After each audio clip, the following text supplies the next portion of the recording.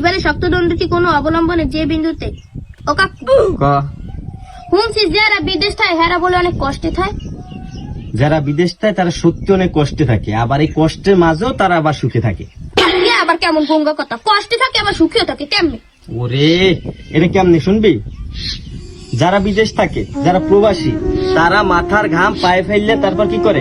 Income করে। ওই ইনকামের টাকা যখন এই দেশে পাঠায়, তাদের পরিবারের কাছে পাঠায়, যখন দেখে ওই টাকা দিয়ে তার মা বাবা ভাই বোন স্ত্রী সন্তান যারা আছে তাদের মুখে হাসি ফুটাইতে পারতেছে, তারা ঠিক মতো খাইতে আছে, বাবা ওষুধ খাইতে আছে, বাচ্চারা নতুন জামা কাপড় পরতে আছে বা হাসি খুশি থাকতেছে, যখনই দেখে তার পরিবারের প্রতিটা সদস্য হাসি খুশি থাকে, তখনই তারা কি অনেক শান্তি পায় বা অনেক শান্তিতে থাকে। আর শোন, এই প্রবাসীরা হইল কি আমাদের দেশের রেমিটেন্স যোদ্ধা। এই প্রবাসীরা যদি বিদেশ থেকে আমাদের দেশে রেমিটেন্স যদি না পাঠাইতো, তাহলে আমরা বাংলাদেশের কোনো মানুষ এতটা স্বাচ্ছন্দ্যে জীবনযাপন করতে পারতো না। তারা রেমিটেন্স পাঠাই দিতেই আমাদের দেশে আমরা স্বাচ্ছন্দ্য জীবনযাপন করতেছি। বুঝতে পারছো?